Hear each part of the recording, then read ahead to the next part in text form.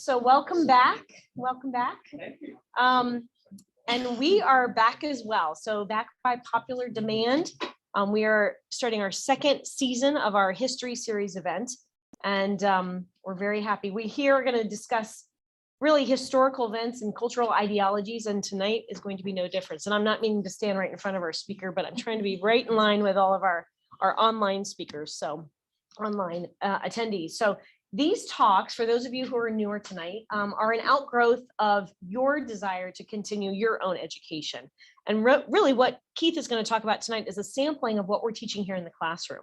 We're going to take obviously a deeper dive for you, but this is our goal is to be transparent as to what we're teaching your children, and we want you to be a part of it. Another part of what we're doing in our adult education this fall, which is new, is that we're teaching a phonics class.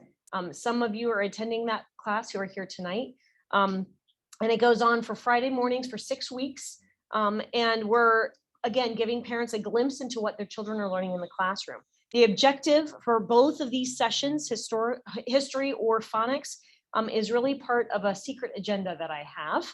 And that is to help strengthen the family unit. When parents know more clearly what their children are learning in the classroom, our families are more connected. And then you can support your children all the more. Additionally, when parents know that information, they can celebrate their children's successes because they understand the value of what their child has demonstrated with that new knowledge. So we're pulling back the veil to show you exactly tonight what we do in the classroom. And while so much of our society is looking to separate the child from the parent or from the family unit, we're going to take the opposite approach here at Cal. And we look to strengthen the family all the more through these classes. So hopefully when you sit down to dinner, you have more of a connection to your children. And it's a lot of fun. Hi, welcome. Come on in. So on with our talk for tonight. Our talk tonight is entitled, we have some more friends coming in. You're welcome here. You can sit a front row seat if you would like. Yeah, this isn't church. You can come sit up. Although it will be inspiring. Yeah, okay. So our talk tonight is entitled The Middle East, Sand, Oil, Guns, and Religion. Hello, hello. So during his 14 years, Mr. Preston was teaching high school social studies to juniors and seniors. And he taught a foreign policy class to some of the seniors at the end of their school year, I guess. One of the exercises that they did in this class was to have a simulated foreign affairs conference centered on the Middle East. The students would pretend to be representatives from different nations, and they were responsible for doing a deep dive investigation of the history, the culture, the attitudes of the nations, and then they were to present that. So while they were sleeping, Mr. Preston would conjure up some type of simulated event. And so when they would arrive, he would blow up the conference. He would throw in an artificial news event or a terrorist attack, and it would change the dynamics and force the nations or the students to find a solution together. And out of that exercise came a much deeper desire to understand the long-term background of the centuries-long issues that have plagued the Middle East. Tonight, he's going to present some of those broader strokes of the centuries-old conflicts that's critical of that part of the world. So please help me welcome Mr. Keith Preston. Thank you. I'm going to try to make sure that every once in a while I'm facing our online guests here. So I'm not ignoring you, but if you see me once in a while talking to the computer, you understand that's what I'm trying to be mindful of as much as possible. So thank you all for coming out here and spending your Thursday night out here. Thank you for coming out and visiting Cal. I came out of retirement to teach here at Cal because I really believe in what's going on here, that we have a crisis in education in this country because we have no problem teaching them what opinions we think they should hold, but we haven't given them knowledge and background to make up their own minds. And that's one of the things I love about teaching here at Cal. I tell my students when they come in my classroom that they are here to gain knowledge. The opinions they get out, that's America. We have the right to our own opinions. And I hear them all when they are writing on their papers, when they're asking questions in classes. And all I ask them to do is back up their opinions with facts. It's my job to help them give those facts in an interesting way that will engage them and allow them to make up their own minds as their viewpoints. So it's just really a pleasure to be teaching here at Cal, and I hope that in any way you can support us, word of mouth or whatever, or helping us find other teachers, and certainly we're always looking for students. It's just really important what's going on here, and more of it's going on in the country than you think.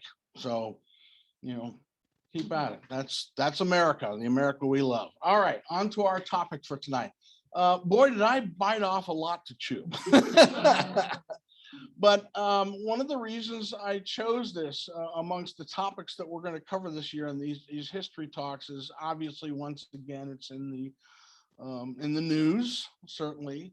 And as long as we're still have so much of our industry and our transportation and everything based on fossil fuels, as they call it, or hydrocarbons, that's going to be interesting. But even more than that, again, and right now I'm doing a geography class with my middle schoolers, and we're learning the geography of Europe. And one of the kids, and I love it when they ask questions. He said, "Why are we here in this U.S. history class doing the geography of Europe?" And I said, "This is a great question. You're thinking. That's critical thinking." And my answer was, because we're going to shortly be talking about World War I and World War II, where the United States is not going to be able to just be isolated between two friendly countries and two large oceans anymore. It's going to be a global environment.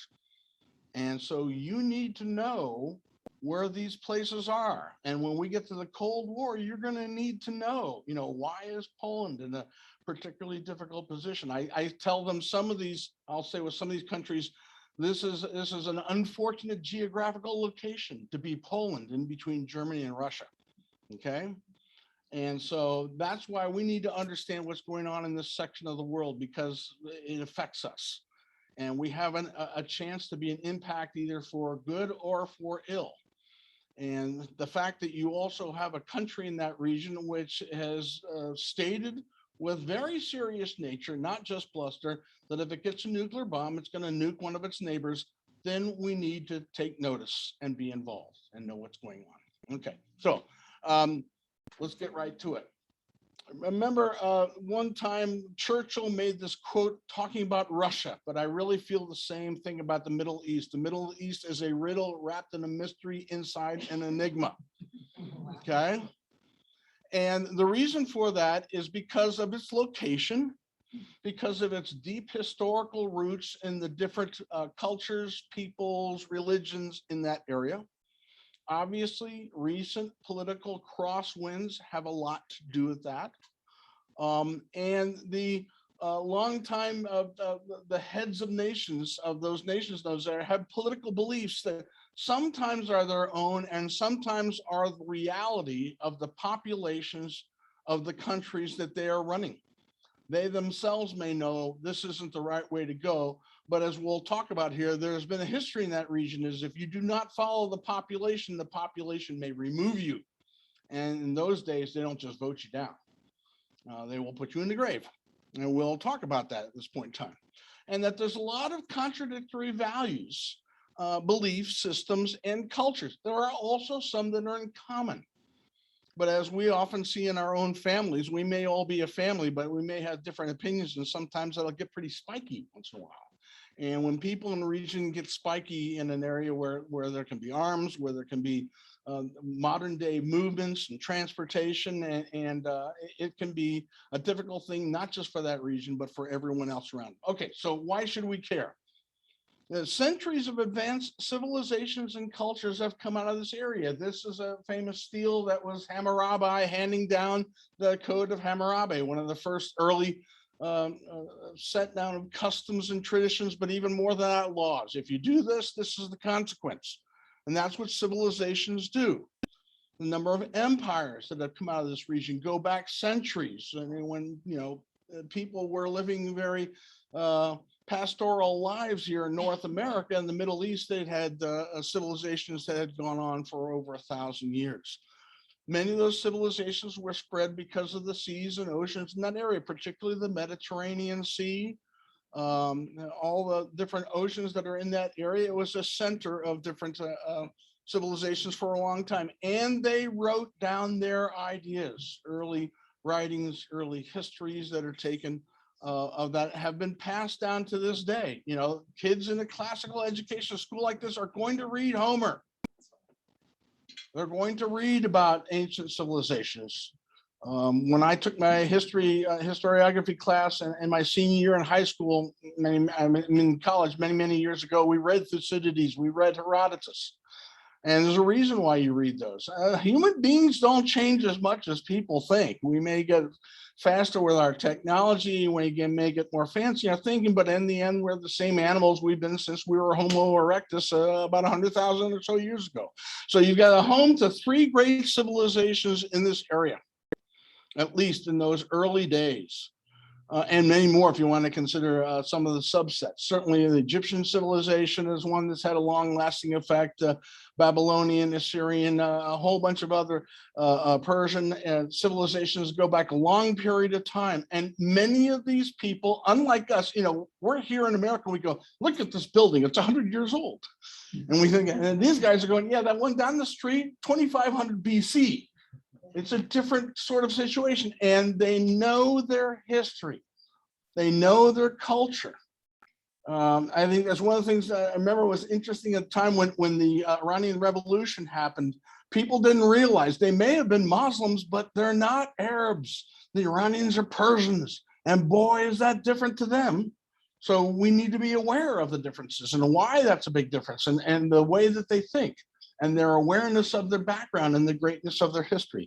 So Western civilization still kind of dominates in that area, largely because of technology, but the populations that live there are very aware of the ancient history of their peoples and their civilizations. All right, so let's talk about a little, so we know who the players are.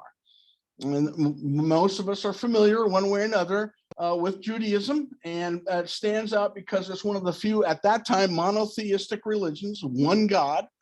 But all 3 of the great religions from that region that survive well to this modern day all find their roots back in the original patriarch of Judaism, in Abraham. And so you got Christianity, Islam, and Judaism that all trace back to him. And the story of the early Jewish people is certainly shared by the lands that are often shared between those people. And the Jews' belief in their covenant with God, and you're thinking, why am I talking about that? That's 5,000 years ago. But if you don't think it doesn't relate to present day Israel, you don't understand the region, because it does.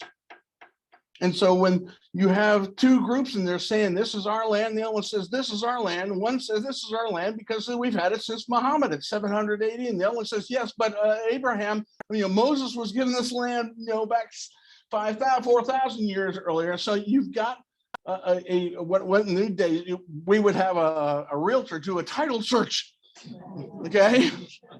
But that's not going to work in this case. But that's what it goes back to, certainly culturally, and when you add in the religious nature of thing, and you're thinking, well, this is what God told me. No, well, actually, this is what God told my prophet or whatever. It's a problem. Out of this whole system of Judaism and monotheism comes the first Western tradition law, which is the 10 Commandments. And we still use a lot of that to this very day. I mean, you still have, we're one of the few countries that still has it, but execution is often a payment for murder. Thou shalt not kill. You violated that commandment, then the punishment is death. Thou shalt not commit adultery, and there are still countries where they still have stoning, which is death, and a pretty rough one, as a payment, the price you pay in punishment for adultery. And you have to understand, the place that we just left, $80 billion worth of high technology equipment, still practices those 7th century rules for their society. And that was not going to change with 20 years of American intervention there.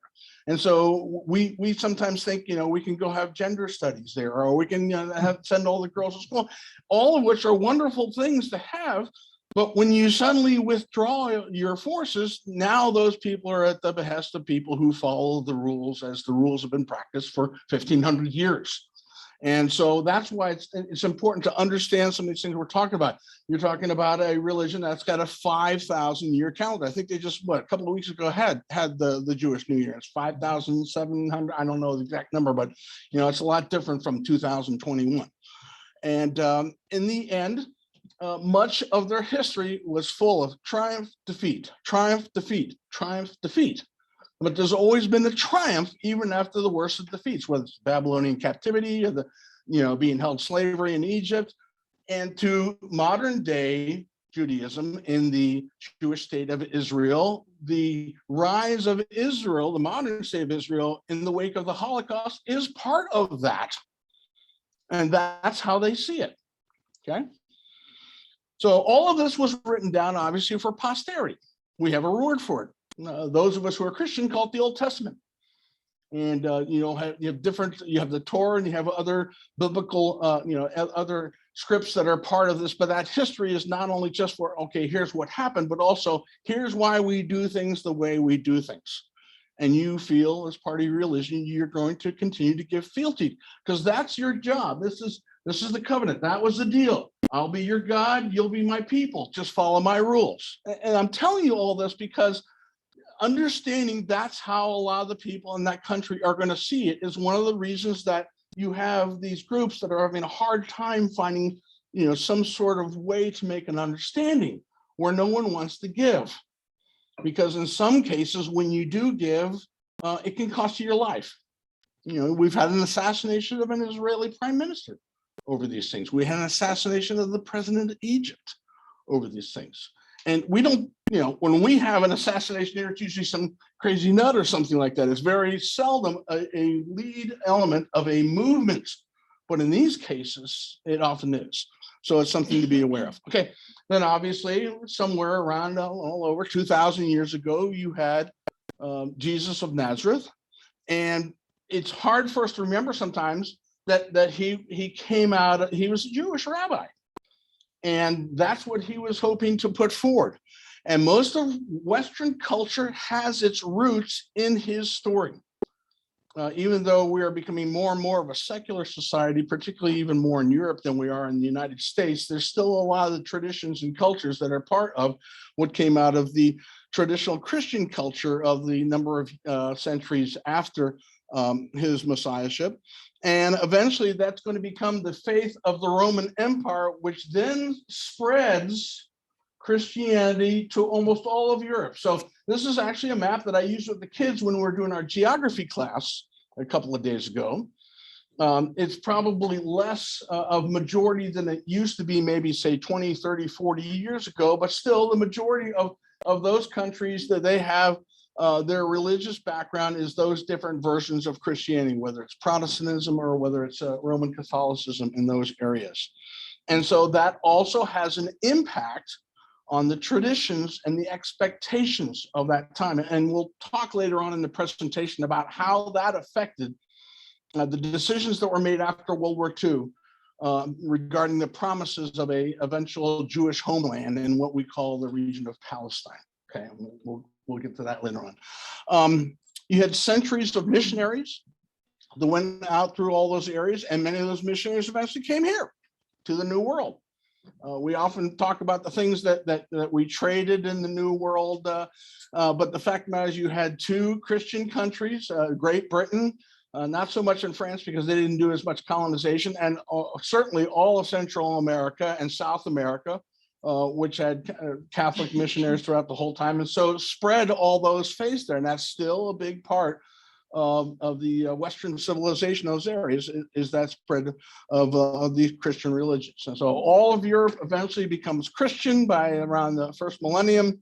And when the next 500, 600 years, it spreads very well to the New World as well. And then finally, we have the rise of Islam, the third of the big religions that come out of this region. And Arabs tie their history to Abraham's child through his handmaid. And so that's why, well, we'll get to that later on about the Abraham, of course. But anyway, they have a certain amount of heritage tied to each other. And when Muhammad begins the religion and is seen as the prophet in the 7th century, And not long after his death, it's mainly the generals that he had brought into Islam that start to spread it across the rest of the world. Obviously, a couple of times they tried to get into Europe and did not, but they certainly spread themselves across much of Africa, all of Northern Africa, the Middle East. And by the way, a little question here, a little trivia question. Who knows the biggest population Islamic country in the world? This is almost sounds like a trick question, but it's not. It'll surprise you. Yeah. Malaysia. Yeah. And Indonesia also. A huge number in Indonesia. So, you know, we think about all these Middle East countries as being the ones, but again, there's a lot of empty space in there. The big populations are in some of these South and East Asian countries. That's how far the spread of Islam happened during that period of time. And so it has a big, huge spread goes across there. So conversions and conquest. A lot of those conversions were because of conquest. Some people were given a choice, convert or die. You know, a lot of times, most of us would probably say, all right, I'll convert. And so you had a large number of conversions during that time that spread across the Middle East. That did have eventually some conflict with Christian/Jewish populations, which were already there, which led to the time period that we know in our Western civilization studies as the Crusades. Most of which in the end ended up not being so much a crusade to free Jerusalem from Islam, but became an excuse for many nobles and many others to kind of, shall we say, pillage their way both to and from the Holy Lands during that time. But to this day, a president would be ill-served in using the term crusade in anything he talks about, even if it has nothing to do with the Middle East. I remember reading Eisenhower's book about the time in Europe and crusade in Europe. And, you know, at that time, he wasn't worried about it, offending Muslims at that time. But you would not go into a conversation trying to negotiate something in these days and use the term crusade because it doesn't have the same meaning to them that does us. Yeah. Much farther back than the first crusade. I mean, even then in the 7th century, the first real victory that the Arabs had was the Battle of Yarmouk against the late Roman Empire, aka Byzantine. And would they have had Byzantine crosses on their chests and that as part of the symbols? Or Oh yeah, Yeah, no, yeah. Well, they that whole like Eastern Mediterranean, even up through North Africa, was all part of the reconstituted Roman Empire. Right. Right. When the capital moved to Byzantium during that. Yeah. So you have a huge following in these 3 continents for Islam in Africa, in much of Asia, and it's been growing a lot in Europe. And we'll talk about that a little bit later in that talk, because that's having a significant cultural impact in an area that's not used to kind of floods of immigrants that America has been in its history.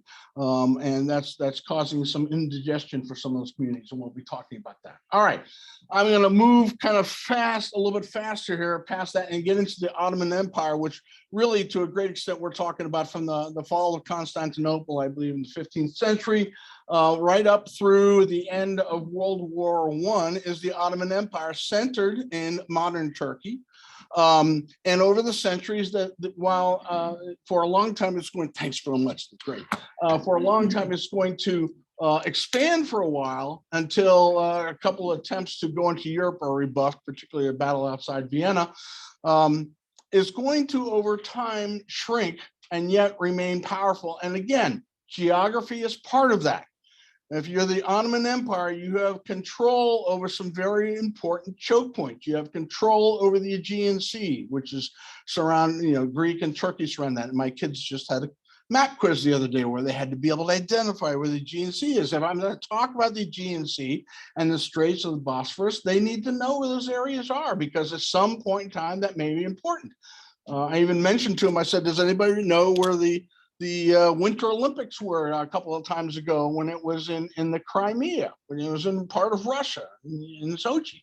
And that is all, again, in the Black Sea. In the Black Sea, the only way you can get out of the Black Sea is going through the Straits of Bosphorus. So all these areas are important areas in geography, and whoever's controlling those areas can have a big impact as to what happens in world events. And so the Ottoman Empire holds that territory during this time, becomes a modern power, and backed, unfortunately for them, the wrong side in World War I. They backed the Central Powers, Germany and the Austro-Hungarian Empire and the Ottoman Empire. And even though they did inflict a pretty serious defeat on the British and what could have been Winston Churchill's Waterloo, even at that young age, the loss in World War I added to a growing Turkish independence movement that had been growing up during that time. And after the loss in World War I, it had a big impact on certainly the idea of how strong the Ottoman Empire was, and you had a revolt, and Turkey became independent on that. Now, why is that part of our Middle East story? Because they had a lot of territory in that area that we consider the Middle East. And so who's going to take over that territory? I'll come back to that in just a quick second, okay? So hold on to that World War I. Right near the end of World War I, the British made a declaration called the Balfour Declaration. And you see a little clip here from the newspaper in England at the time. Mr. Balfour sent the following letter to Lord Rothschild about a national home in Palestine for the Jewish people. Now, this is certainly something that the Jews have been talking about for a while, but now you've got a major power in Western civilization arguing for a home for the Jewish people. And this happens in 1917, the last full year of World War I. And he said there should be a national home for the Jewish people and that it would be in Palestine, because again, that is historic Israel, okay? Now, the interesting thing is that the population that's already there is against that. And we're talking about a mixture of people. We're talking about Muslims, we're talking about Christians, we're talking about Jews. And the last thing they want to see is a big flood of immigrants coming into that land. But this declaration gives some impetus to a growing movement that's called the Zionist movement, is that there should be a Jewish state for Jews back somewhere in the area where ancient Israel was, going back to ancient history, which is why I gave you all that history lesson there about ancient history. And the Arabs felt backstabbed by this declaration. Now, any of you who've ever seen the movie Lawrence of Arabia, and if you have not before, it's not a bad time. First of all, it's a great film. I'm sorry, I'm a movie buff too. And David Lean's films are always great eye candy. And Peter O'Toole, it made him a star. And it's really interesting. They've stayed pretty fair to most of the story, certainly as fair as you can expect in the early 1960s. And one of the things that happens is that he's been sent to encourage the Arabs to revolt there to cause problems for the Ottoman Empire. Okay, and they do that, and then the Balfour Declaration comes out, and the Arabs understandably see that as being backstabbed by the British. And as far as people who live in that area, as far as the Arabs who live in that region of the world, is that every time they get encouraged to do something, the right thing, the Western powers turn around and say, well, this is what we really want, so forget what we promised you, we're going to do this. So we don't have a lot of credibility. When I say we, I say the West does not have a lot of credibility with Islamic populations in there, and this is one of the first ones, and we'll be talking about some more in there. All right. So with Turkish independence, the Ottoman Empire is gone, and what happens is much of that region becomes under the watch of the winners of World War I. Fortunately, we were not interested at all in being in that, but the British and the French in particular were. And one of the reasons is there's an important piece of territory in there that they've been working on for they've owned for some time and used, and it's been a big thing for them. And that is this little strip in here called the Suez Canal, which they built and they own, and it's a nice revenue generator.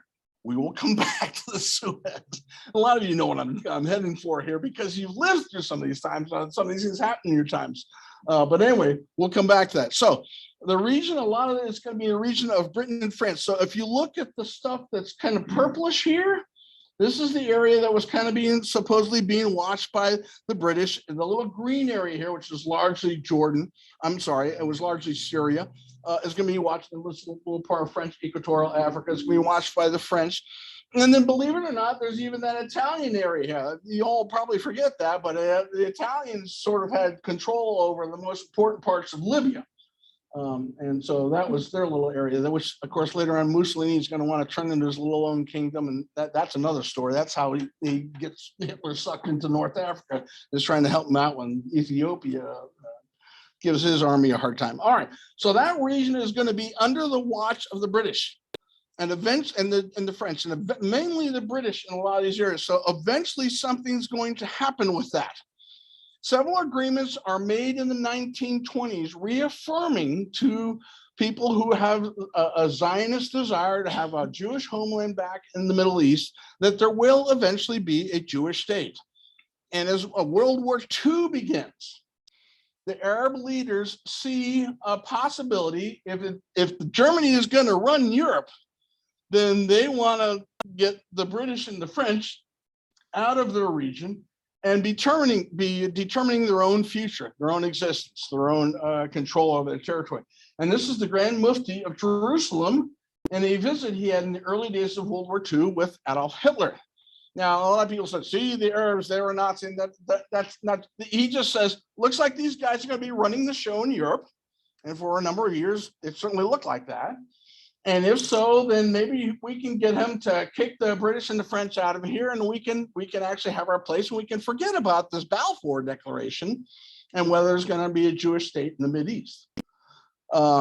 As World War II begins, we had the alignment of some of them, feeling that perhaps Germany's going to be their hope. Like the Ottomans, they again picked the wrong side. Okay?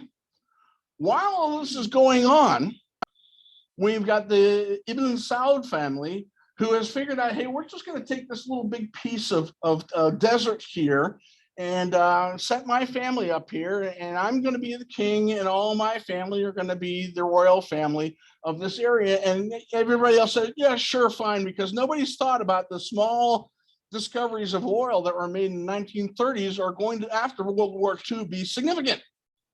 Okay? So it's not a big deal. But he creates Saudi Arabia during that time. It's also why you see so many people that see the Saud family as not the rightful rulers of Saudi Arabia. And most of you may or may not be aware of this, but I'll talk about it. Bin Laden comes into play in the story here. Okay, so we'll come on that. This is the difficulty about this subject. There's so many areas you can go. I have to make sure I don't get too much off track here, but it's a deep and involved story. All right, so World War II ends, and you've had the Holocaust, and there's some amount of guilt by the Western powers that happened, and that it happened at the behest of, obviously they were enemies with Germany, but Germany would be considered a Western civilized power, and it almost wiped out the Jews of Europe. You had a situation where so many of those people had come out of countries that they were not going to be going back to. If you were a Polish Jew, you were not going to go back to Soviet-occupied Poland and figured that life was going to be okay. If you were a Romanian Jew, same thing, a Hungarian Jew, all those Eastern European countries that were now under the control of the Soviet Union after World War II, that is not going to be a good place to go back to. Besides, your whole village might be gone. You may be the only survival of a family of 50, including cousins and uncles and everything like that, survived the whole thing. So once again, the idea of the Balfour Declaration, the Zionist movement in the United States and Great Britain and other places, again, is now kind of guilting the victors of World War II who formed the United Nations. That's the other thing we have to remember. It was a very different United Nations in those days. United Nations, 5 permanent powers are the winners of World War II. United States, Great Britain, France, right? China, right? So, and the Soviet Union. And so those are going to be the powers. They're going to determine what's going to happen. Most of the countries that are in UN today were not countries in 1945. They were colonies of the winners. Okay? So it's a very different United Nations, and they see a solution to the problem. Britain can't take care of it. I mean, Britain's bankrupt after World War II. They spent every nickel they had surviving Hitler, okay? And so what are we going to do with all these refugees? We don't want it. We can't take them in here. We can't take them in the United States. We can't, we talked about having this homeland. Oh yeah, good idea. But we've got to kind of get things set up. And so poor Britain, who's got control of what is called the region of Palestine. Remember, there's a thing to remember. There is no country named Palestine. There's a region referred to as Palestine, but there's not a country that's something. It's this area that's been kind of under a caretaker British operation after the Ottoman Empire collapses. Now with World War II happening here, we got to figure out what's going to happen there. What are we going to do with this area? So it's been a region, not a state. So the UN has decided they're going to make good on the Balfour Declaration. Now, how are we going to do this? We're going to do this the way that we've always done in the old colonial way. We're going to take the thing and we're going to carve it up. And we're going to say, this is the area that's going to be the Arab area. And here's the area where the Jewish people are going to live. And everybody just agree to that and try to find a way to get along. Yeah, that's going to work. Okay. And so that's what happens here. Now, you look at this, you look at the bluish pictures here. This is the area that Israel, that was going to be, the Jewish state in that Palestine region. And the green areas is going to be the Arab state in the Palestine regions. And you look at the fact that, and you think we would have figured this out by now because, how well did Germany get along with Berlin sit in the middle of East Germany? How long did a lot of these other things where we divided things up North, South Vietnam? Well, that's going to come later, North, South Vietnam, et cetera. Some areas of Israel, there's like a couple of miles, a little corridor of a couple of miles in between Arab areas. And that was the plan. The Arab leaders right away said, no, we don't want this Zionist state. We don't want a Jewish nation here in the middle here. We've been here for a long time. You're not going to suddenly bring in all these Polish Jews and Russian Jews and Romanian Jews who survived the Holocaust and put them in here and make a Jewish state. But to the United Nations, this solved the problem. So on May 15th, 1948, the Jewish state of Israel declared its independence. Within 15 minutes, President Truman recognized the state of Israel, which meant that the United States was going to be on the side of Israel. And that didn't mean necessarily to have American troops in there, but we had made our statement how we felt about that. And you can argue about why Truman did what he did. I think there's a lot of different reasons why he did what he did. By now, you had the early stages of the Cold War. And that's a very important region to have people in. You have a Jewish vote in the United States. And I'm not saying that's what he did for, but to say that that wasn't a motivation would not be telling the truth. And then again, this is going to be, if plan goes according to Hoyle, a democracy in an area that does not have them. And you know how Americans love to set up democracies all over. I saw an interview with the mayor of Kabul the other day, who's still stuck in Kabul. And we had hoped that things had changed. I mean, they named the airport after the first guy elected the head of Afghanistan. Hamid Karzai Airport is the name of the airport. Anyway, so May 15th, 1948, declared independence. America recognized it. Bammo, war. Okay. And of course, everybody thought, you got all the other countries in the region, they're going to fight against Israel. But there's something motivating about being a Holocaust survivor and saying, well, can it get any worse? And after 9 months of fighting, the Israeli army basically won the battle. And so when that war is over, these areas are the only areas that remain under what you would call Arab control. This is the Gaza Strip. Most of you know that term here. And what we refer to these days as the West Bank from the Jordan. The city of Jerusalem was divided, very much like Berlin was during that time. But the Israelis basically took the areas that had originally were going to be Arab land, and now this is all the state of Israel. After the 9 months of fighting, as you start in 1949, that is Israel. And so they controlled all of its area and 60% of the area that was going to be an Arab nation. And after this happens and the war is over, the obvious happens. Jews begin to emigrate to Israel by the millions from just about every country that has Jews. Interestingly enough, and most people do not know this, there are large Jewish communities in all those areas surrounding there. Many of whom did not go to Israel. They stayed where they are. Most of those are gone now. But there was Jewish communities in that area. Most of the immigration that came in there came in from Western countries or Holocaust survivors. Okay. Anyway, some of the Arabs fled. Some of the Arabs stayed. And this is one thing that I don't think is well communicated to college students today, is that you do have a large Arab population in Israel. You have Arab members who are elected members of the Knesset, which is the Israeli parliament. So when I hear people start saying that Israel is an apartheid state, I don't remember any blacks in the South African government under Botha when apartheid was in play. In South Africa, it's not an apartheid state. You can have lots of other beefs with them, but that's not a accurate statement in the debate about what happens in the Middle East. So anyway, you did get some Jews immigrated from some of these Arab majority lands, but to a great extent, most of the immigration was coming from Western nations. All right, now the region gets caught up in the Cold War. And those of us who lived through the Cold War remember the reality of the Cold War. So many times you measured up how you felt about the country as to whose side they were taking in the Cold War. Were they on our side? Were they friends of the Russians? Were they playing footsie with the Soviets? Or you had a group that started calling themselves the non-aligned nations, who basically, not always, but sometimes it was, well, our help is up for grabs to the bidder or the highest bidder.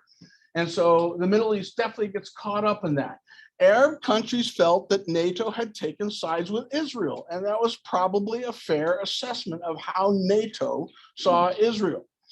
And one of the reasons was that there was many other countries in the region that said they were willing to do business with the Soviets if the Soviets would assist them. And I don't know how many remember this. This is Gamal Abdel Nasser, who was probably the most nationalistic of the presidents of Egypt in the 1950s. And the whole section about the United States was supposed to help build the Aswan Dam in the Nile in that time. And in the end, we kind of backed off some areas because we had gotten intelligence that he was talking to the Soviets too. And so we said, all right, we're pulling out. He said, fine. Soviets said, we'll do what we can do to help you. And they built the Aswan Dam for him. And that began to make Egypt fall into their orbit, as we used to say during the Cold War. So-and-so was in the orbit of the Soviets. And so the Egyptians thought they'd get a fair deal from the Soviets and us. Nasser of Egypt and the Ba'ath Party of Syria began to think, hey, if we work together, perhaps we can put some pressure on Israel. And the Suez Crisis of 1956 gave some truth to that as far as the Arab countries are concerned. You had Nasser decided he was going to nationalize the Suez Canal and take it over. Well, the British and French, who had their company and was counting on that Suez Canal, responded with a military response to that. And the United States found itself in the unfortunate position of having to take sides against their comrades from World War II, Britain and France, in the Suez Crisis. And it's actually Eisenhower that made that whole thing stop. Israel looked at that and said, hey, here's our chance. They're deflected with this thing in the Suez, and Israel came in and attacked some of the Egyptian armies in the Sinai Peninsula. So they were involved as well. Out of that came the Eisenhower Doctrine, which was basically, we're going to help people who are going to be on our side and not going to support the Soviets. But, we're trying to keep this area from being another battlefield of the Cold War. So you end up getting a truce, but no peace agreement as a result of the Suez Crisis, and eventually the Suez Canal was turned back over to Egypt.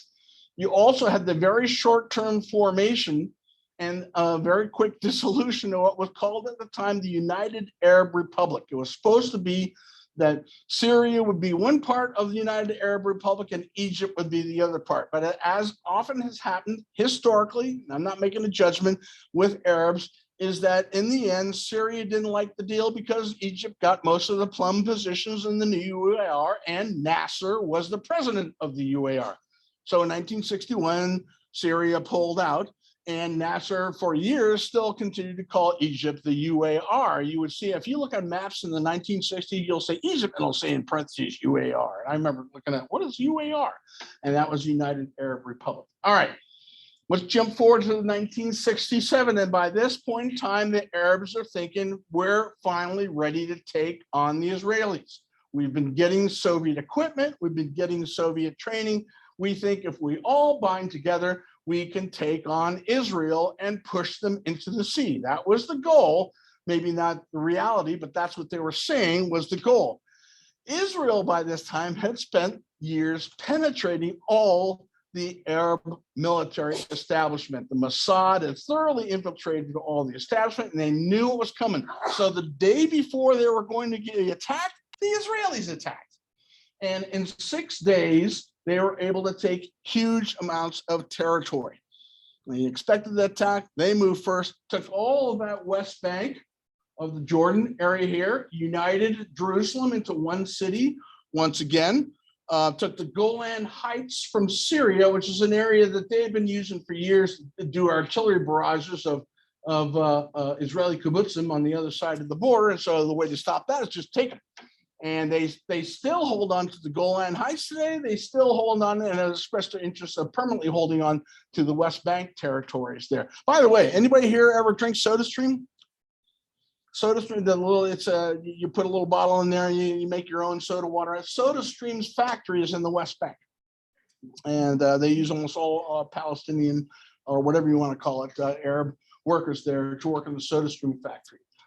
People who've been trying to do the divestiture against all Israeli companies have attacked SodaStream. And I remember, I think, who's the actress who plays Black Widow? What's her name? Anyway, she did an advertisement for them. Yes, she did an advertisement for them one time. Got attacked because SodaStream was helping, had a plant in the West Bank. And all the Palestinians were writing and saying, wait a minute, this is the best job we ever had. We're making good money. We've got medical, no, you're an Israeli company. So anyway, it's interesting the way those things happen culturally. All right, so they took the Golan Heights, took the West Bank of Jordan there, took the Sinai Peninsula, this whole area here from Egypt, took the Gaza Strip, of course, and humiliated all the Arab forces. And that was probably the most devastating low point for all those Arab countries. I mean, all that was done in 6 days, and they were completely humiliated. And it wasn't just, there's no question, the Israelis had American military equipment, and the Arab countries were using Soviet equipment. Also, the Mossad, they're paranoid about the Mossad, and rightfully so. The Mossad have been very effective at penetrating all the highest levels of all those governments and their military over there. And that's why they were able to do as well as they did in that war in just 6 days of fighting. All right, so the 6 Day War. So the response of the anti-Israeli movement in that area, which we call terrorist groups, okay, that's not how they're seen over there. They're heroes. They're heroes of the resistance over there. They see their pictures, they put them up, the kids want to be like them someday. And so we start seeing a decade in the 1970s after the 6 Day War of what we call terrorism. They weren't able to defeat the Israeli armies on the battlefield, so they're going to go after their supporters. And you saw terrorist attacks on German airplanes and American airplanes and British airplanes. You had the massacre in Munich, which people have forgotten about, the way that just held the world's attention for a long time. And after that happened, by the Black September group, after that happened, you continue to have a series of hijackings and murders throughout the Middle East. And people started referring to some of the airlines as, you thought you were worried about wearing a mask and COVID and things. You were worried about getting on a plane and having a terrorist attack or having a hijacking or something like that. This is one of the reasons why the 9/11 people didn't fight back, because hijackings had always led to demands somewhere, and a plane would be somewhere and you'd pay them off somewhere and the people would be let go. So when the 9/11 attacks had the protocol had always been, don't argue with them, don't fight them, and find out what their demands are. But in this case, they weren't even trying to communicate, obviously, because they were turning into bombs. Anyway, things changed during this period of time.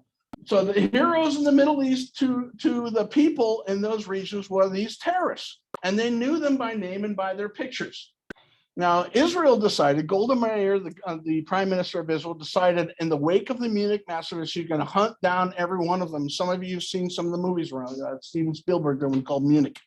There's another one years before that called Sword of Gideon, which was actually a TV movie, which actually in some ways was more accurate because more about the specific things as opposed to Spielberg, to some extent, I think, was saying, I've done I've done the Holocaust thing before, and I need to be balanced, especially in Hollywood. And I think that's I shouldn't probably say that because that's just I'm trying to mind read here. But anyway, Munich was done in the 1990s. Then the late 1970s, what threw a bomb on the whole thing was this. And I'm looking at most of you around here, so this is most of you. We remember watching this on our TV. Made Ted Koppel famous. He started Nightline, the Iranian hostage crisis, in the wake of the takeover of Iran by the Ayatollah Khomeini and his Islamic Republic. And I put that in quotations because I don't think it's really a republic, because it's a fixed election. But anyway, it's important for people to know that the commonality here is mainly Islam. Okay, it is not cultural. These are Persians, and most of them are Shia, which is a much more, shall we say, a stronger version, attitude towards the West than Sunni Muslim, which, for instance, Iraq under Saddam Hussein, that's Sunni. The Muslims in Saudi Arabia are Sunni. The Shia are a much different kind of group. In fact, one of the problems that we had when we went against Saddam Hussein is that the southern part of Iraq is largely Shia, and in fact, most of the country is mostly Shia, but all the power is held by the Sunnis, which are the ones around Baghdad and some of the major cities there. Anyway, the Islamic Republic of Iran changes everything because now they're trying to export their revolution the way the Soviets talked about doing it. But in the end, the Soviets gave more talk to it than they did effort to it. Not so the Islamic Republic of Iran. These guys are true believers about it. And if they say they want to make a nuclear weapon and they say they're going to use it, the same people that said, oh, Hitler won't really, go after the Jews. Oh, Hitler won't really attack the Russians. Okay, I'm just telling you, learn from history. Take them seriously, and we should, as a country, take them seriously. And I'm hoping that our government will take them seriously when I say that. Anyway, the main terrorist group along the border between Israel and Lebanon is Hezbollah, and Hezbollah is bought and paid for and trained by Iran. So when you hear the term about Hezbollah, that's really Iran. And many places where there are problems today in the Middle East, Iran is the one behind it. Iran is behind a lot of the revolt that's going on in Yemen. You've got a lot of areas in that area that Iran is messing around in the same way we used to see the Soviets trying to mess around. And so people really need to be in real. Now, I'm not talking about the people. If you had a government that was really chosen by the people, I think they like Americans. And Iranians, as Persians before the Islamic revolutions, you look at pictures of students going to the university in the 1960s and early 1970s. They looked like Westerners, and they considered themselves Westerners. It's a very high level of civilization. The Persians are. They have a great history, but they are run by an evil government. I'm sorry, I don't have any way of saying nice about the government of Iran. Yes. You bring up a good point, though. I think that most of the American public has no clue the amount of extent of proxy wars that the Iranian Yes. is behind. If you look at the Iranian Special Forces, the Quds Force, towards the end of Iraq War, all of our engagements in northern Iraq were all Iranian backed. Yes. Yes. What he's talking about is the amount that the Iranians. So most of the IEDs that maimed American soldiers in Iraq were made by Iran. If you did not have an Islamic Republic of Iran during the time period after the fall of Saddam Hussein and taking of Iraq, you would not have had the insurgency you had. I'm not saying you didn't have people who wanted to be in insurgency, but Iran was feeding all that. The same way that China feeds all North Korea and has got Kim Il-jung shooting missiles every once in a while to cause us heartburn, that would stop if President Xi of China wasn't doing that. And Americans, that's why you need to know this. Americans need to know this information. They're not getting it at their colleges and university because it doesn't fit the narrative of their professors who are friendly to all these areas. And now you've got American congressmen who are friendly to these areas. And these guys don't mean us well, and they have no problem killing and hurting Americans wherever they can around the world. Yes. Hey, Keith, I think it's important too to recognize that you might be getting to this, but the economy in Iran was much better. Oh, hugely. Well, and supposedly we have sanctions on them, but I fear that we're kind of doing a little wink and nod at those sanctions now. And of course, it did not help that, oh gosh, do I do this? Yeah, I'm going to do this. It did not help that we put billions of dollars in pallets of cash to give to those people, which turned right around and was used for IEDs to blow off the legs of American soldiers. I'm sorry. I'm not going to play around on this. They also fund the occasional showers of missiles from. Yes, all those missiles that are going into Israel are being shot by Hezbollah guys is being funded by Iran. And then we don't want to spend money to have missiles to shoot them down. Okay, I got to move on. It's not Hezbollah, On this side, you're talking about Hamas on the other Yeah, side? Yeah, Hamas. Hamas is on the southern side, Hezbollah's in the Lebanon side. Yeah, and we're going to get a little bit to Hamas here in a little bit. Okay, here's something that most Americans are not familiar with. And I think I didn't really fully understand the impact of this until I read a book about this recently. And that was not long after the takeover of the Islamic Republic of Iran, there was a siege in the Grand Mosque in Riyadh, Saudi Arabia. And I see a lot of faces looking at me go, what? What? We did? Yeah, ask yourself why your news media did not tell you about this, okay? So let's get into it a little bit. So you had a number of anti-Saud family Islamicists who had circled around a guy who claimed to be the next caliph. And that's what they're all looking for. The next caliph is going to lead the revolution that's going to sweep the world and conquer all the infidels and convert everybody to Islam and follow Allah. And I'm not including all Muslims with that. I'm just saying that's what this group believes, okay? The same way that not all Catholics think the way the IRA did when they killed people in the 1970s, et cetera, et cetera. There was 2 weeks of warfare inside the mosque. Now, this is the mosque that people, that Muslims from all over the world go to go around the Kaaba, okay, when they make their pilgrimage, okay? So there was 2 weeks of warfare. And of course, one of the problems is that they can't ask for help from the West. You can't fix the problem at the mosque by asking for help of the infidels, which is what we are, okay? So for 2 weeks, there's warfare there. As a result, when they eventually take it back, hundreds die. Most of the guys who were in there were killed. A lot of them were tried quickly and executed. And then a lot of people who were trapped in there as hostages ended up getting killed. A lot of the soldiers got killed. It was a big mess. Now, why am I spending time on this? Because of what happens next leads to bin Laden and 9/11. Okay, follow me now. The Saudis, after this, kind of made a quiet deal with some of the more extreme mullahs in the wake of this problem, because a lot of this was because they felt the Saudis were softening too much. Remember, there are two holy sites that Saudi Arabia has control over: Medina and thank you, Mecca. And this was in Mecca.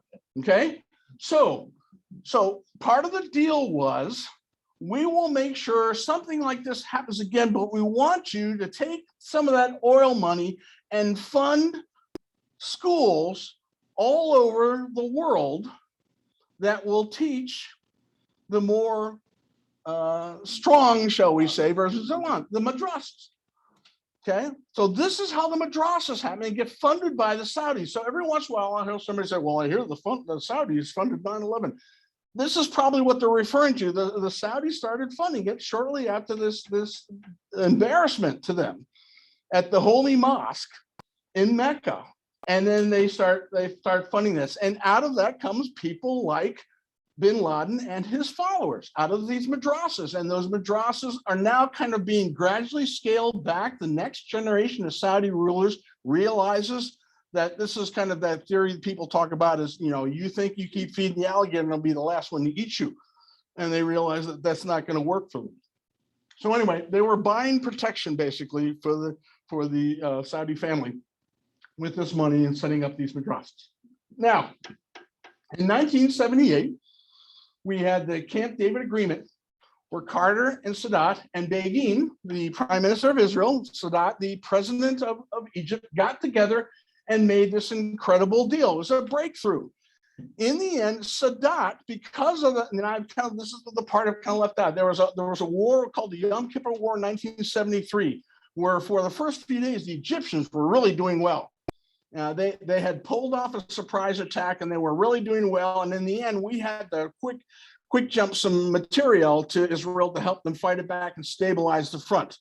And yeah. This is an aside, but I was a lieutenant in Germany in 1970. Oh, when this was going on? I remember taking the call because I was a duty officer that night. Had to call the battalion commander and said they want all of our total missile launchers now. Yeah. They need those to stop those Russian tanks that the Egyptians were using.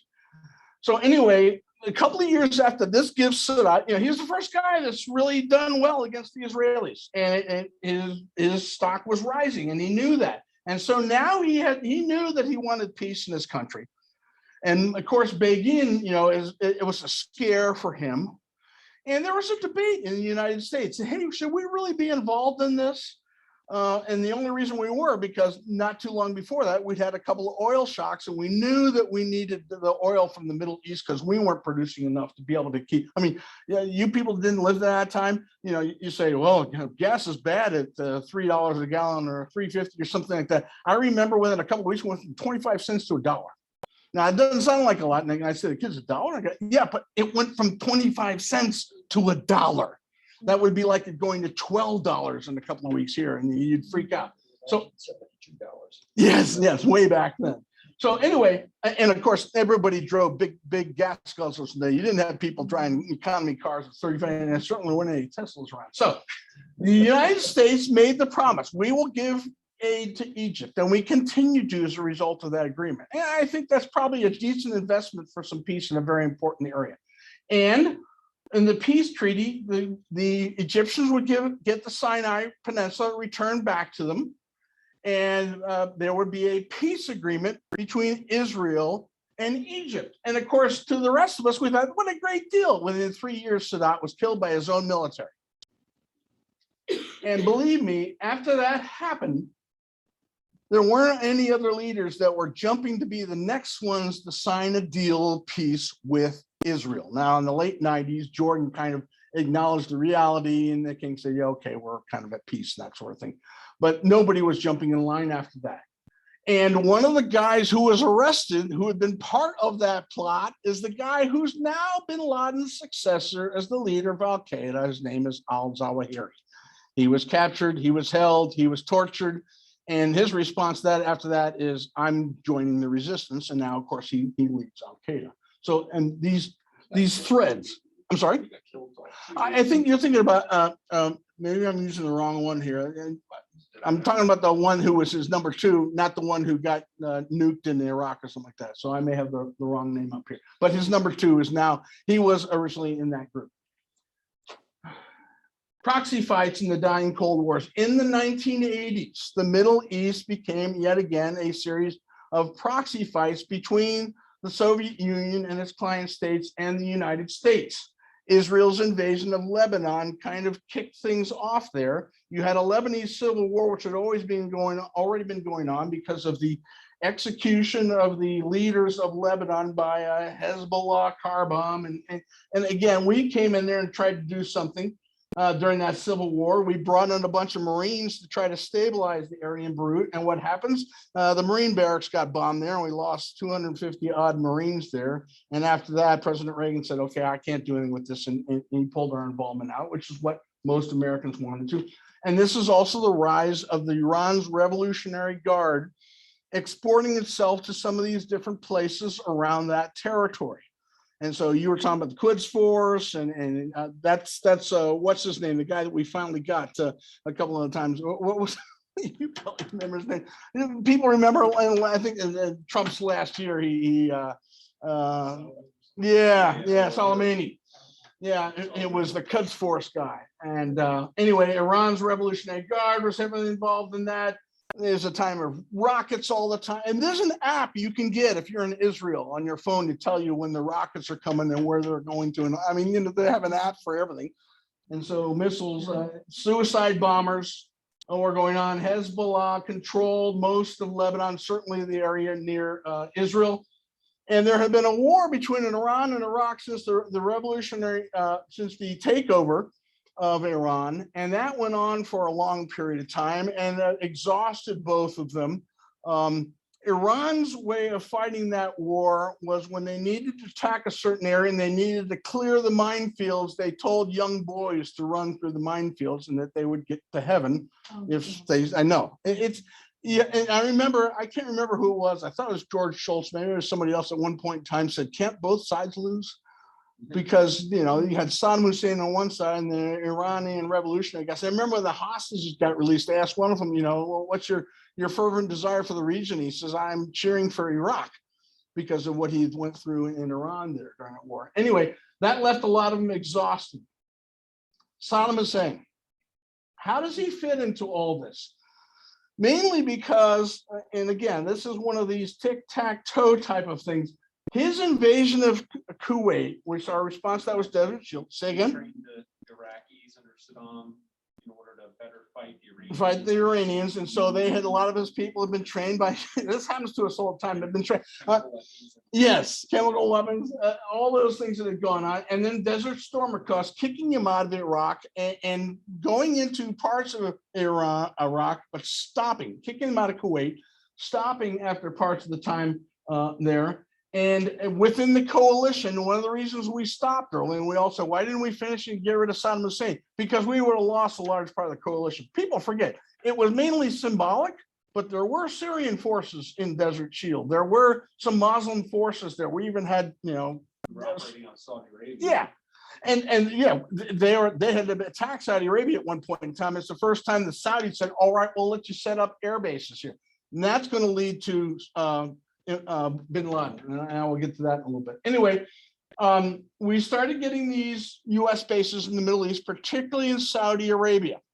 And that's when people like Osama bin Laden started to get like they wanted to overthrow the Saudis because they had let the infidels set up bases on holy ground. Saudi Arabia is the container of the holy ground of the two holiest sites. And now you had American air bases there. And that, I believe, is one of the motivations for 9/11 and Osama's attack, because it was at the heart of the Western culture, which of course led to our invasion of Afghanistan, which then of course led to the invasion of Iraq. Okay, let me just address one thing about the WMDs. Probably the biggest reason we misread what we thought was WMDs is because Hussein was bragging about them, and we figured he was telling the truth. We should have known better, maybe. But we didn't have better sources. We lost a lot of our sources when we lost Iran and all the information that they got when they took over our embassy, which had a lot of our contacts and a lot of the spies. So we had very little human intelligence before that time. And we were seeing the same thing that the Germans were seeing, their intelligence, and the French intelligence. We all thought the WMDs were there because he was bragging about them. And the fact of the matter is he was bragging about something he really didn't have. But and after 9/11, had there been a chemical attack, what would have happened to George W. Bush? Okay.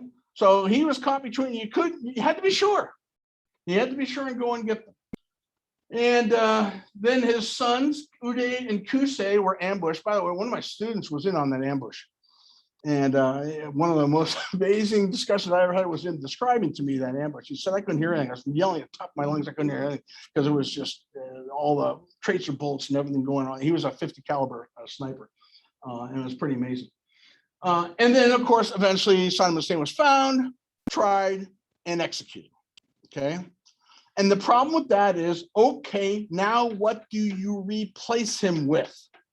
And you had a country that kind of had these different groups, had the Shia, had the Sunnis, and had the Kurds in the north.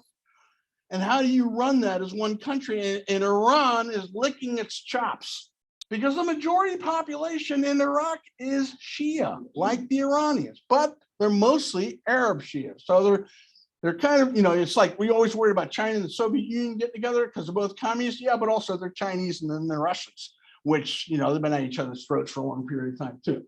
So anyway, that's what happens to Iraq. And we'll kind of set that aside because have you ever noticed you haven't heard much about Iraq lately? Kind of interesting. And that doesn't mean nothing's going on there. It's just kind of interesting and not in the news. All right. So then we start to have some sort of peace talks. How are we going to solve this problem in the Middle East? In the 1990s, there were a number of what they called Oslo Accords. They got the Palestinians, Yasser Arafat, the head of Al Fatah goes there, the Israelis send people there. And the deal has always been the same. We want a two-state solution. Fine. Well, how do we get a two-state solution? Two things. The Israelis will give back some of the land they've conquered, and the Palestinian groups will recognize Israel's right to exist. That was always a non-starter. Okay. They used to have a saying in Israel. I remember talking about Israeli about that one time. He says, let me tell you the truth about the Middle East. I said, okay. He says, if the Arabs would put down their guns, there would be peace. If the Israelis put down their guns, there'd be no Israel. That's the way they saw it. Okay. And, we hadn't seen anything proving otherwise. There did get joint recognition of each other at Oslo out of the Accords. Recognition of the Palestinian liberation is the appropriate negotiator for the Palestinian people, and the PLO recognized Israel was a country. They never quite got to right to exist, but they recognized that they exist as it was a start. At least people hope so. And that's when the Israelis withdrew from Gaza. And Gaza eventually gets taken over by a group calling itself the Palestinian Authority, the PA. And now pretty much the PA operates and does whatever Hamas tells them to do. We'll talk about Hamas in a little bit. So the Palestinian Authority comes down. And then they didn't get any further than that, because a lot of the Palestinian Authority, now Hamas is coming in and said, nope, no, not going to make any negotiation with Israel. Israel's got to be destroyed. Okay, now we got to start all over again. So they have what they call the Second Intifada, which is just start getting another wave of suicide bombings and missile attacks and all that sort of stuff. And Israel got, this is why I've got this picture here. Both sides are looking and go, will they ever stop? Okay.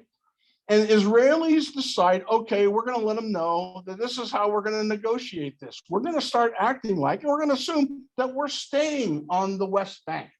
And that has been the big beef going forward from this point in time. You've got to withdraw from your settlements that you set up in this West Bank territory. No, we're not withdrawing those settlements. Or, well, we're willing to negotiate depending on what you're willing to do. And so that's been the back and forth.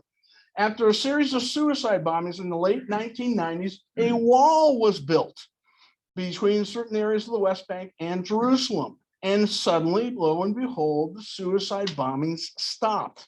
And the thing that we take away from that is that tells you that the suicide bombings and the attempt to hurt people was not coming from the Arabs inside of Israel. When they shoot those missiles, they hit everybody. These are not accurate missiles. It's not much bigger than just big 4th of July things with weapons on the end, warheads on the end. They're not accurate things. They hit everybody. So the wall stopped a lot of that.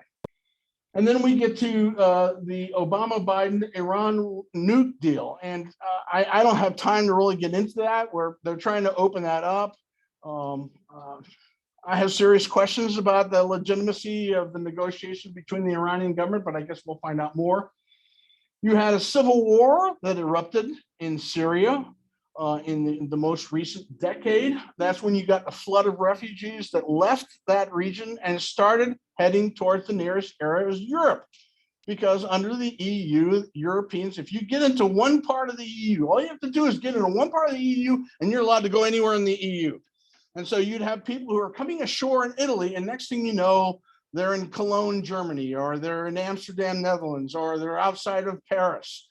And so they have to let them come in there. And so that's what's been going on. So there's been a massive Islamic immigration. Now, does that mean that we're prejudiced against? No, but what it means is, unfortunately, it's a culture that looks at the way our women dress and the way that many of our young people act and consider that improper.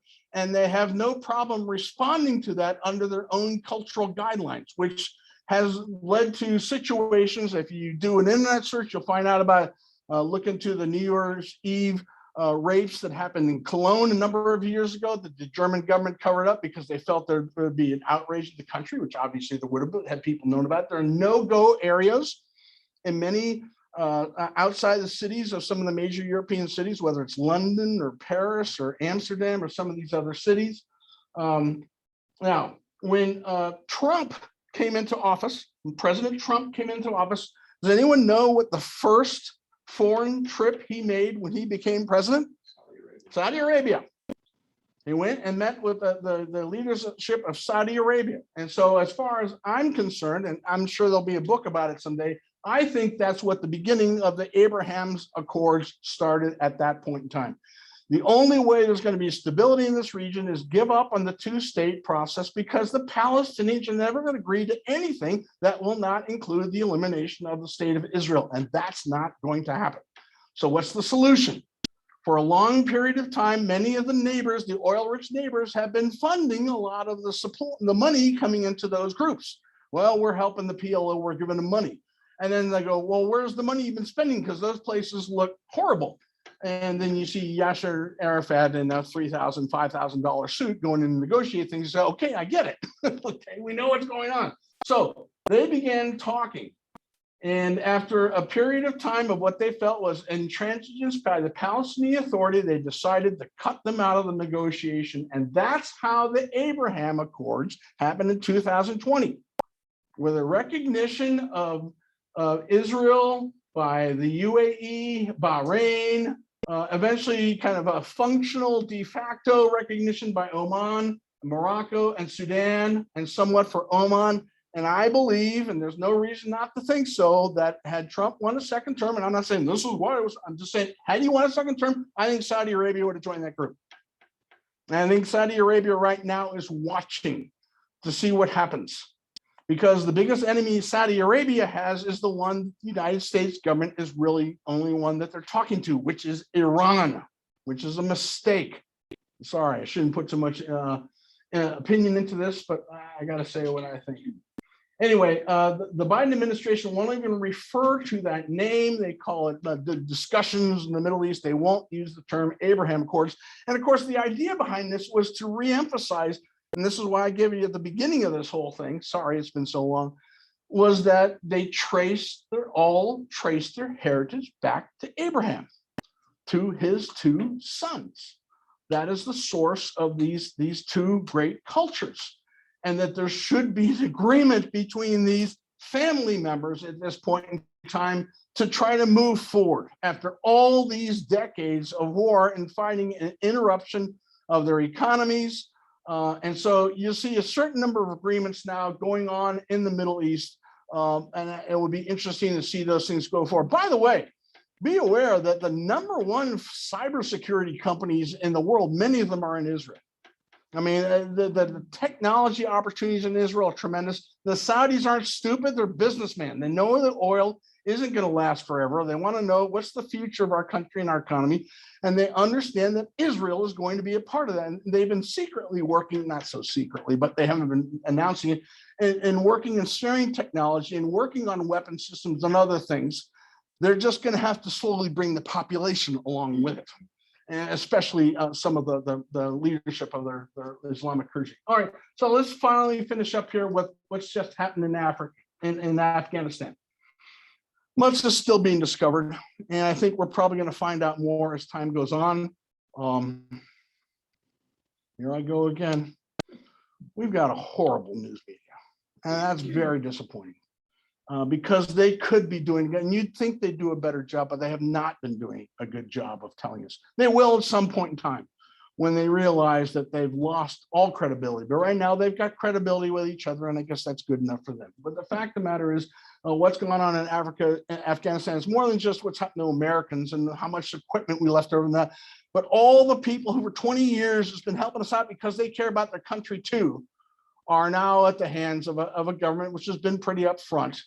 That they're going to take all those people out, which is their way of doing things.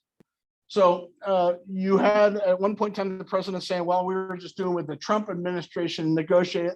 That's like saying that you know, I've got a lot of smarts and I could have gone to Harvard, but I didn't feel like going there. The fact of the matter is that the negotiated withdrawal was going to be to a certain point, and every bit along the way, if you do anything contrary to this, we know where you all live, you know where we all live, and we'll take you out. As opposed to tomorrow night at 12 o'clock, we're just leaving all our stuff and pulling out of Bagram Air Force Base or whatever it is. And so it's a very different withdrawal, you know, every indication, and obviously they never got around to doing it. leaving all that equipment, leaving Bagram Air Force Base, which is really an incredible asset. I mean, the Chinese are chomping at the bit to come in there, and they're going to. And when they took over Bagram, they opened up the prisons and let thousands of people left who were all the leaders of the Taliban. And many of whom have been involved in 9/11. 4 of 5 Gitmo prisoners that were let loose in exchange to get this guy who had defected and then decided he changed his mind are now in the leadership of the Taliban government. They were in Guantanamo Bay in our prisons, and we exchanged them. And so now they're running Afghanistan. So and Afghanistan is in many ways is a difficult pill to swallow because large amounts of rare earth minerals are there. And I was telling my kids about this in class the other day. I said, do you know what I'm talking about when I say that? And they kind of look at me and I go, that's completely understandable. Because again, your press is not telling you this. So when you look at your smartphone could not operate without palladium and yttrium and a whole bunch of other things you've never heard of. And there's not much that's needed, but it's really hard to find. And guess who has lots of them? And guess who else has lots of them? The Chinese. And we've been getting them from them. And one day they're going to do just like they did with the PPE when we started having COVID. They said, oh, we can't send you any masks. We're using all the masks. But they were our main suppliers of masks. What happens when we suddenly need the yttrium for our smartphones, the palladium or whatever? Yes.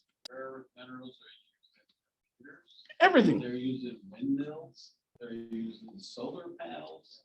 And so we're going to have an economy that moves to alternative energy, which is personally great. I like that. I am. But you got China controls 98% of the rare earth minerals. Yep. So And- who's your daddy? And now they're going to control the ones that are in Afghanistan because believe me, they're going to be in there very quickly. Absolutely. They're already in Africa grabbing a lot of the cobalt and some of the rare earth minerals that they own It's very good sections stuff with mining. of that. Yes. And they're very good at coming in and saying, we'll give you money for all this. And of course, We don't mine it. and what's the money that they're using? They're using the money that we're giving them to buy all that cheap stuff in Dollar Tree, and they're using it to buy the church. Anyway, I'm sorry, I go off a little bit on these kind of things, I but think the Afghans, the Taliban and the Chinese deserve each other. well, that may be so. But if I'm the Taliban, I mean, they're not going to find anybody that's going to, in the Chinese military, it's going to back off if they need to come in and punch them in the mouth. So you don't mess with the Chinese, with the People's Liberation Army. Anyway, the Chinese may end up taking over Bagram very soon, and that would be very, very sad. And again, we look at it, well, is it really that big a deal? Yes, it's a big deal. It's always been a big deal.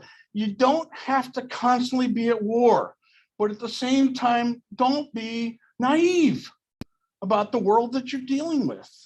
And I'm just hoping at some point in time, one thing that is good that I'm grateful for is that you do have an internet where you can find these things out, because you're not going to hear this from your news media. And that's unfortunate, because that's why they were given First Amendment protection. They're supposed to be doing this. You're not supposed to have to come to, some little place here and listen to some middle school history teacher talk to you about these things. You should be able to read about it in the New York Times. Or you should be able to hear about it on NBC News or CBS when they used to do white papers and things like that.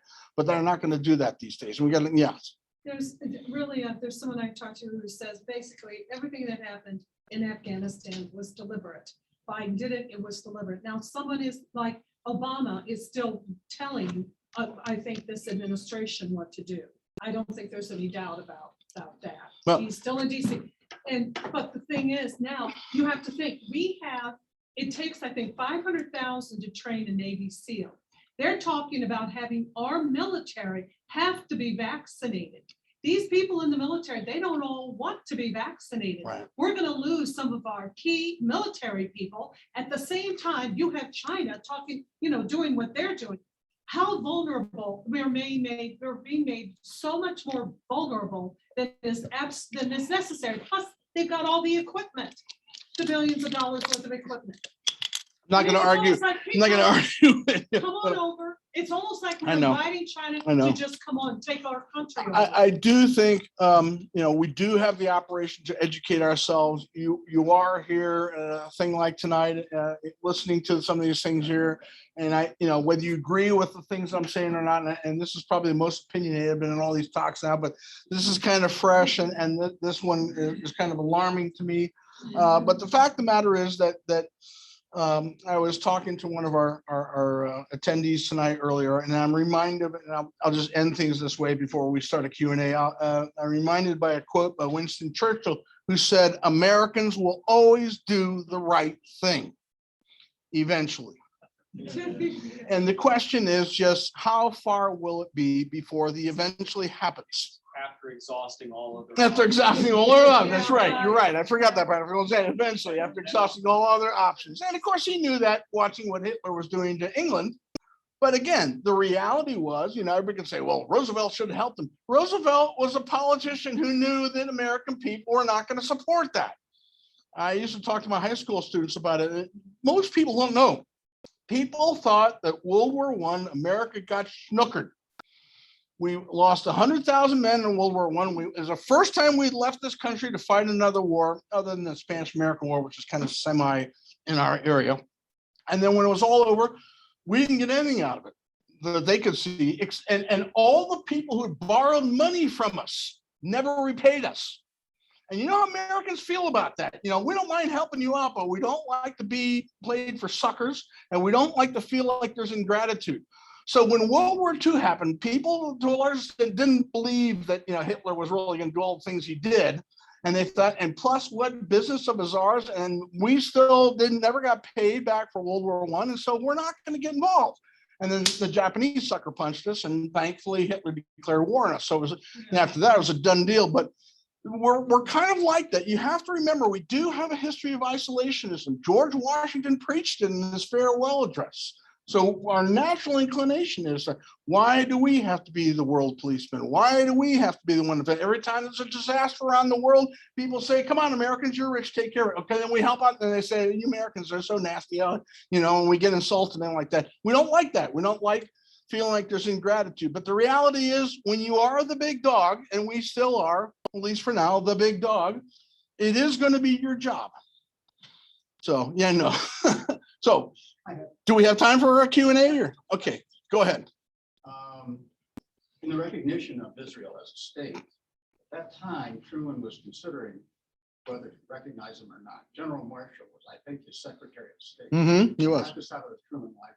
I believe General Marshall suggested that they Not recognize them. recognize Israel as state. Now, the United States at that time was the greatest world power, had a lot of influence in the United Nations.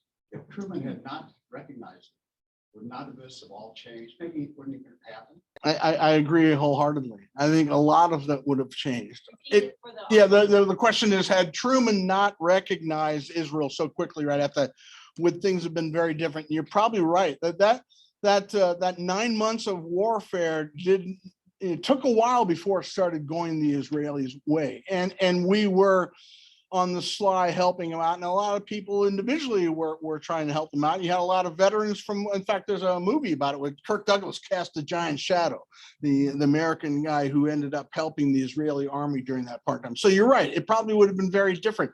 I think also the flip side to that is, how many people would then have criticized the United States? How can you let all those Holocaust survivors, get wiped out in this thing? And why wouldn't you find a home for them? And, it's not their fault that their Arab neighbors all attacked them rather than saying, all right, we'll try to make this work and get along, that sort of thing. So it's a what if. I agree with you. I think it would have been a very different story.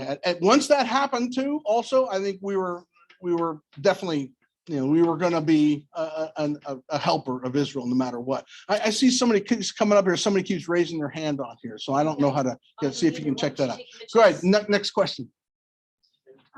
My question is about why so much of the wealth lies within the Jewish population. Why are they so wealthy? Okay, so the question is, why is so much of the wealth with the Jewish population? I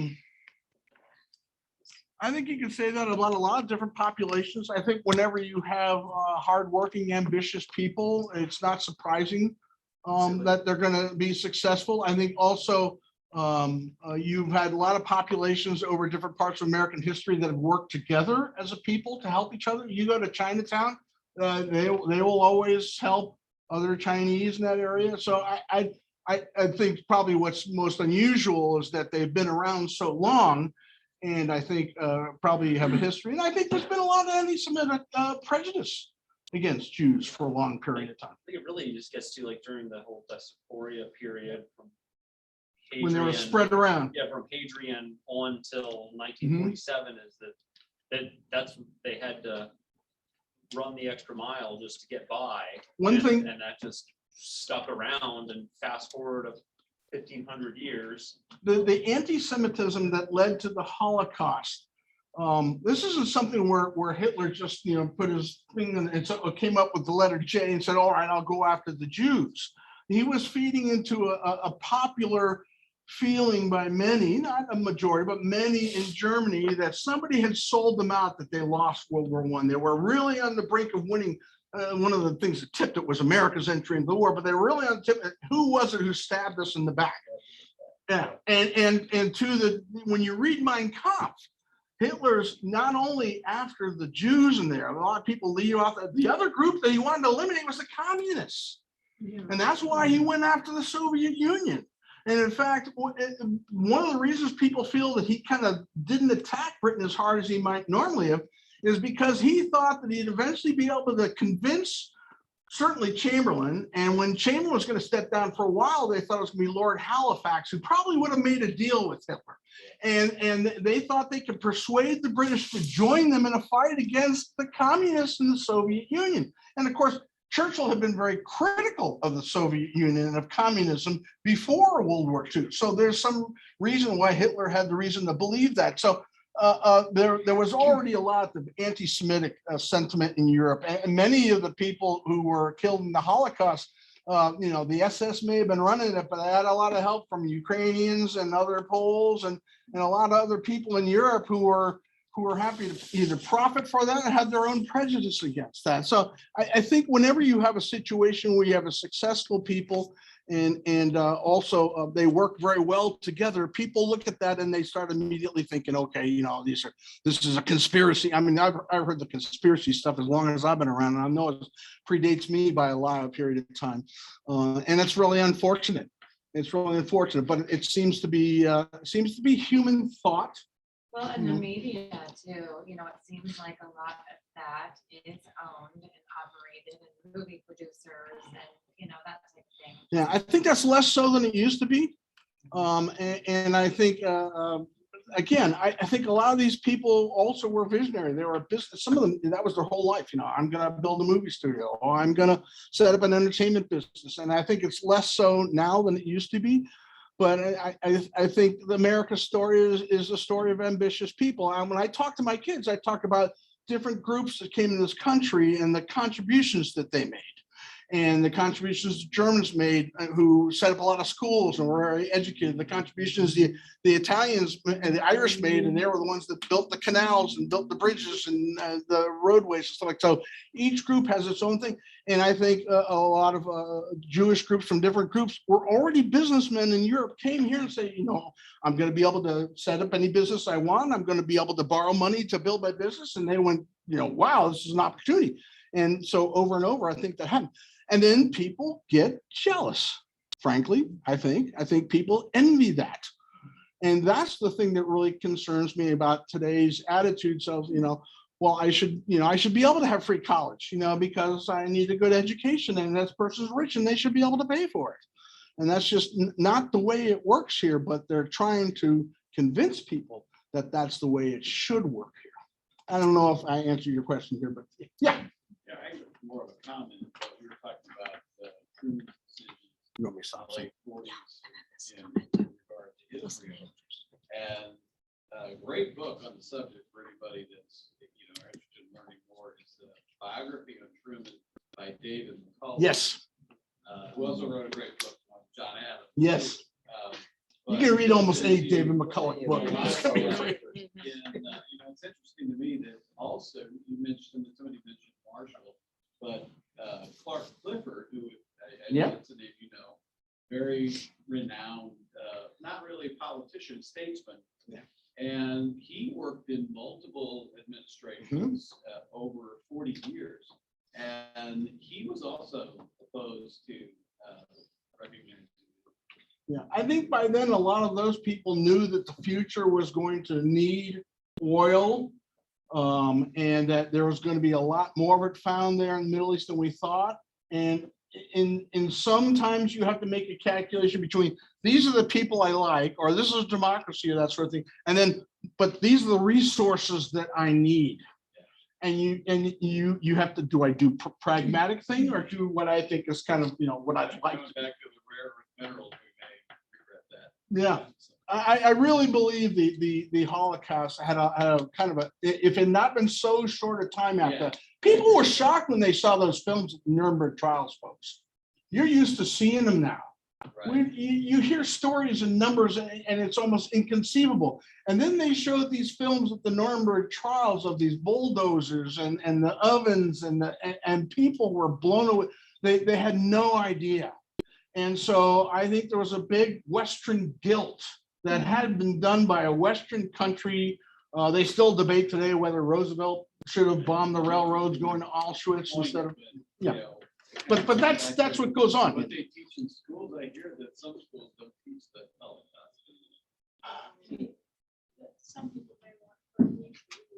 Yes, and if you need to, I'm going to take one more question and then I'm gonna call. I got a question here. Yeah, Golda Meir said there will only be peace in the Middle East when the Arabs love their children more than they hate Israel. I don't know how many of you remember Golda Meir, who had gotten her start as a school teacher in Milwaukee, Wisconsin, and ended up being a prime minister of Israel at a very important time. She ordered And so, the Munich, didn't she order the Munich? But those, during when the terror. yes, she's the one that said, let's go after and get every one of these guys. If you want to keep this from ever happening again, you're going to have to make every one of them pay. Yeah. And regardless of the collateral damage, so to speak, of what's going on, they have to understand that we're going to hunt every one of them down if they ever do something like this again. And you notice you haven't seen that kind of thing. Now it's just kind of this other stuff. I got to let I'm way past the time here. You have something you I want to just say? want to close up Yeah. when you're, yeah. So what do we say to Keith? That was wonderful. Thanks very much. I hope I didn't offend him. Well, and I would say, you want to just make a comment about your opinions in middle school, obviously when you're. Oh, teaching yeah. them. When I'm teaching in middle school, they don't know my opinions. I don't want them to know my opinions. I don't want to, I believe in education, not indoctrination. I have strong opinions. That's not what I share in my classes. Okay, just want you to know that. And I've had 18 years now of parents who have told me that their kids don't come out with a feeling of my opinions. All right, Anyway, thank you so much thanks for very much. coming. Thank you. I'll take Right care of for you, this. right You're for good. you. Good job. Thanks very much. Appreciate it. See you next time, hopefully. sir. Thank That you. was All great. right. Thank you. Yeah. See you all. I'm over. Nice to meet you. No, it's a good thing. Okay. Yeah. Okay. This is the first time you've been. Good night. What is these? Okay, I'm gonna come to the. Yeah, rest come of to the next them. one, we're gonna talk about the history of US education. It's gonna be really interesting. Oh dear, I thought we touched on that a lot today. Yeah, yeah, yeah.